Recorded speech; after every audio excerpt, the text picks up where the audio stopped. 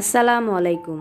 আজকে আমি আপনাদের সাথে মজাদার একটা হাঁসের মাংসের রেসিপি এবং কিভাবে চালের আটার রুটি দীর্ঘক্ষণ নরম এবং সফট থাকে টিপস সহকারে শেয়ার করব।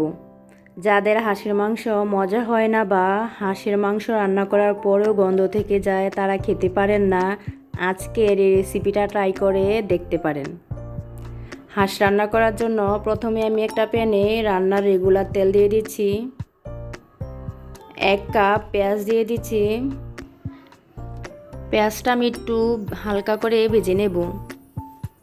এখন আমি আস্ত গরম মশলা দিয়ে দিচ্ছি।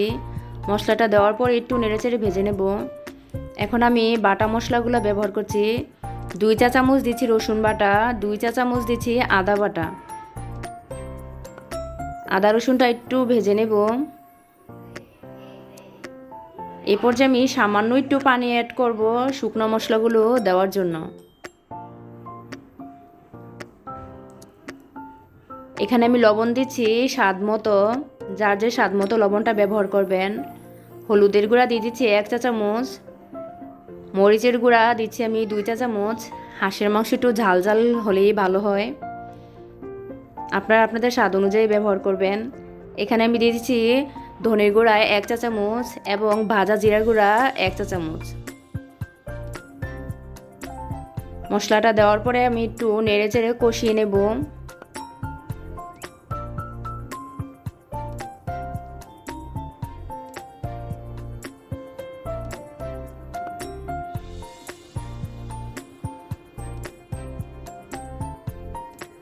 কিছুটা কষানোর পরে এখন আমি দিয়ে দিচ্ছি গরম মশলা 1 চা চামচ। এই গরম মশলা রেসিপিটা আমার চ্যানেলে দেওয়া আছে, আপনারা চাইলেই দেখে নিতে পারেন। মশলাটা আমার কষানো হয়ে গেছে, এখন আমি হাঁসের মাংসটা দিয়ে দিচ্ছি।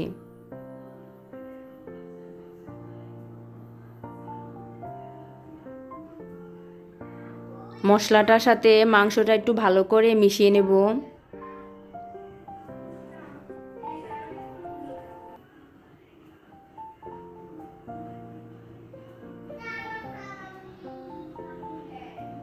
মেশানো হয়ে গেলে এখন আমি একটা ঢাকনা দিয়ে ঢেকে দেব কিছুক্ষণের জন্য। কিছুক্ষণ পর আবার ঢাকনাটা উঠিয়ে আমি একটু নেড়ে চেড়ে নিচ্ছি, যাতে তলানিতে লেগে না যায় মশলাটা। আবারও কিছুক্ষণ আমি ঢাকনা দিয়ে রান্না করব কিছুক্ষণ।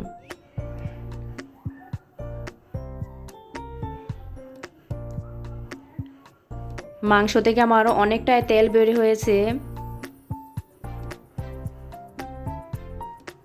একটু ভালো করে নেড়ে চেড়ে কষিয়ে নেব। এই পর্যায়ে আমি দিয়ে দিচ্ছি একটা পাকা টমেটো। টমেটোটা দিয়ে আমি একটু নেড়ে চেড়ে ঢাকনা দিয়ে ঢেকে দেব কিছুক্ষণের জন্য। কিছুক্ষণ পর আবারও ঢাকনাটা উঠিয়ে আমি একটু নেড়ে চেড়ে নিচ্ছি।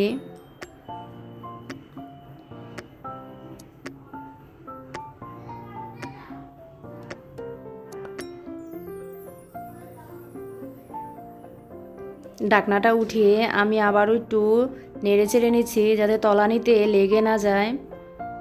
মশলাটা পুড়ে গেলে মাংস রান্নার স্বাদটাই নষ্ট হয়ে যাবে। এখন আমি দিয়ে দিচ্ছি সিদ্ধ হওয়ার জন্য গরম পানি। মাংসতে অবশ্যই গরম পানি অ্যাড করবেন।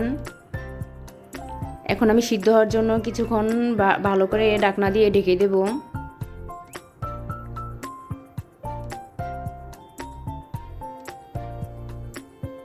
ঢাকনা দিয়ে ঢেকে কিছুক্ষণ রান্না করার পরে আবারও চলে আসলাম। এই তো আবারও একটু নেড়ে চেড়ে নিচ্ছি। এখন আমি চালের রুটি তৈরি করার জন্য প্রথমে আমি একটা কড়াইয়ে চালের গুঁড়াটা একটু টেলে নেব।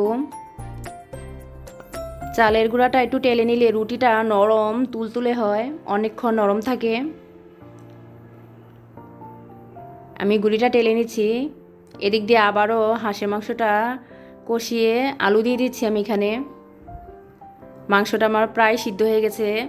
এখন আমি আলু দিয়ে আবারও একটু নেড়ে চেড়ে দিচ্ছি আলুটা সিদ্ধ হওয়া পর্যন্ত। ঝোলের জন্য আমি এখানে গরম পানি অ্যাড করেছি। এখন আমি ঢাকনা দিয়ে কিছুক্ষণ রান্না করব। এদিক দিয়ে আমি রুটির জন্য গরম পানি বসিয়েছি, লবণ দিয়ে দিচ্ছি 1 চা চামচ। লবণটা আপনাদের স্বাদ অনুযায়ী দিবেন। পানিটা ফুটে আসলে আমি এখানে চালের গুঁড়াটা দিয়ে দিচ্ছি। তেলে রাখা চালের গুঁড়াটা দিয়ে একটা ডো তৈরি করে নিচ্ছি।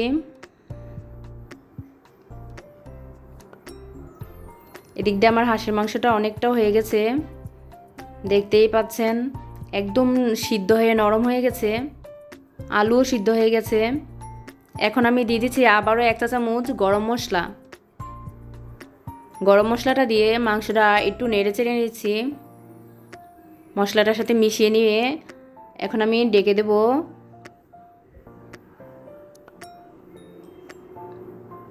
এই তো আমি কয়েকটা কাঁচামরিচ দিয়ে দিচ্ছি ফ্লেভারের জন্য।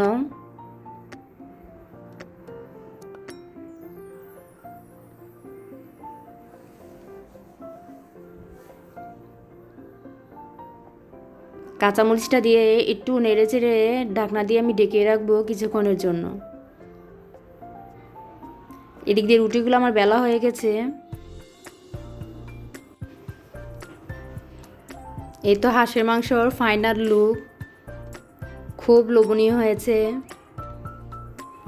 এখন আমি রুটিগুলো ছেঁকে নেব।